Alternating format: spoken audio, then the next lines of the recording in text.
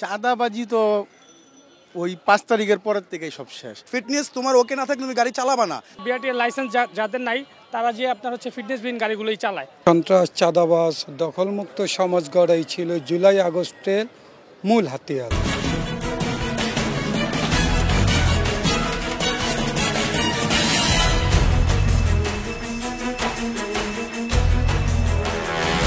দর্শক শুভেচ্ছা, জনতার কথা অনুষ্ঠানে আপনাদের স্বাগত জানাচ্ছি। আমি আসিফ সুমিত। আপনারা জানেন সাধারণ মানুষের মতামত তুলে ধরতে একুশে টেলিভিশনের নিয়মিত আয়োজন জনতার কথা। আজকে সাধারণ মানুষের কথা শুনতে আমরা এসেছি রাজধানীর মোহাম্মদপুর এলাকায়। তো এখানে সাধারণ মানুষের কাছে আমি প্রশ্ন যাবার আগে একটি বিষয় উল্লেখ করতে চাই।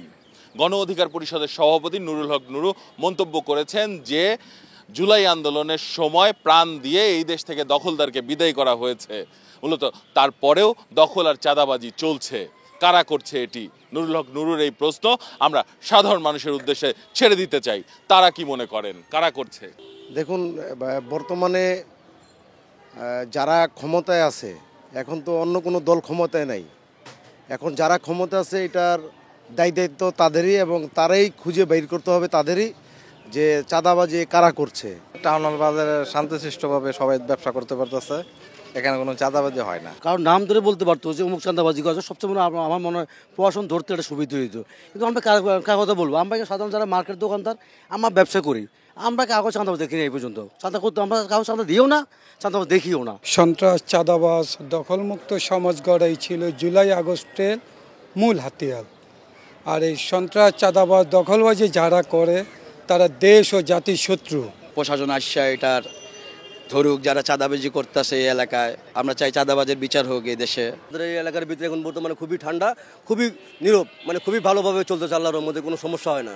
চাঁদাবাজি তো ওই 5 তারিখের পরের থেকেই সব শেষ। কারণ সবাই নিজের নিজের ব্যবসা বাণিজ্য করতেছে, চলতেছে। এখন যদি নতুন করে কেউ চাঁদাবাজি যদি বলে, নতুন যে দল আছে এগোর ভিতরে দেখতে হইব। 5ই আগস্টের পরে আমরা এখন পর্যন্ত আমাদের এলাকায় চাঁদাবাজির ঘটনা ঘটে নাই, আমরা দেখি নাই, আমাদের দৃষ্টিতে আসে নাই। আর অন্য জায়গায় নূর ভাইদের এলাকায় কেউ করছে কিনা সেটা আমরা জানি না, উনি ভালো বলতে পারবেন। 5ই আগস্টের পরে কোনো চাঁদাবাজি দখলবাজি এই পর্যন্ত হয় নাই। আমাদের এখানে তো চাঁদাবাজি দখলদারি হয় না, আমরা তো এখানে ব্যবসা করি সুন্দরভাবে। যারা এই চাঁদাবাজির সাথে জড়িত, আমরা আইন প্রশাসনের কাছে জোর দাবি জানাচ্ছি তাদের ধরে শাস্তি দেওয়া হোক আর কি। অনেক ধন্যবাদ আপনাকে। দর্শক, আপনারা শুনছিলেন সাধারণ মানুষের প্রতিক্রিয়া। মূলত সাধারণ মানুষ আইন শৃঙ্খলা পরিস্থিতি নিয়ন্ত্রণে এই যে প্রশাসন রয়েছে তাদের আসলে ব্যাপক ভূমিকা রাখার আহ্বান জানাচ্ছেন। এখন সাধারণ মানুষের কাছে আমি আরেকটি প্রশ্ন নিয়ে যেতে চাই। আমরা দেখেছি যে এই মে মাস থেকে ঢাকা শহরে যে সকল গাড়ির ফিটনেস নেই সেগুলো মূলত আর চলতে দেয়া হবে না বলে সরকারের পক্ষ থেকে ঘোষণা দেয়া হয়েছে।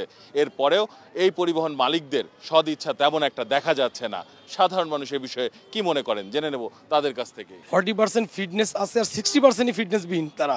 কিন্তু আমার প্রশ্ন হচ্ছে যে বর্তমান যে সরকারের যে পরিবহন মন্ত্রণালয়ে কে দায়িত্বে আছেন এবং কারা এটা মেনটেন্যান্স করতেছেন, তারা যদি উদ্যোগ নেন তাহলে 1 মিনিটে তো সব উদ্ধার হয়ে যাবে। ফিটনেস তোমার ওকে না থাকলে তুমি গাড়ি চালাবা না, কেন তুমি তো ভাবা ভাড়া কম নিচ্ছ না, জনগণের টাকা চুষে তোমরা নিয়ে চলে এসছো। তো হচ্ছে আমরা চাই পুরো জনগণ যে এই সরকার যাতে এটার ভিতরে চেষ্টা করে যে ফিটনেসবিহীন গাড়ি যাতে সম্পূর্ণ সরিয়ে দেয়। পুরো সব গাড়িগুলি যদি আপনার সুইচ করে দেয় তাহলে আমাদের ভালো হবে, আমাদের বাচ্চা কাচ্চা সুন্দরভাবে পরিবেশে থাকতে পারবে। সবগুলো গাড়ি, এই ফিটনেস বাহিনীর গাড়িগুলো সবগুলো রাস্তা থেকে আউট হোক। বিআরটিএর লাইসেন্স যাদের নাই তারা যে আপনার হচ্ছে ফিটনেসবিহীন গাড়িগুলোই চালায়। তো আপনার গত 17 বছর যারা ছিল তারা হচ্ছে এই বিষয়ে একটু ধ্যান দেয় না এবং খেয়াল করেনি। ওরা হচ্ছে সিন্ডিকেটের মাধ্যমে টাকা খেয়ে আপনার এই গাড়িগুলোকে অবৈধভাবে পারমিশন দিয়ে রোডে ছেড়ে দিছে, এবং এই কারণে হচ্ছে আপনার প্রতিনিয়ত বছরে অহরহ সড়ক দুর্ঘটনাগুলো ঘটছে।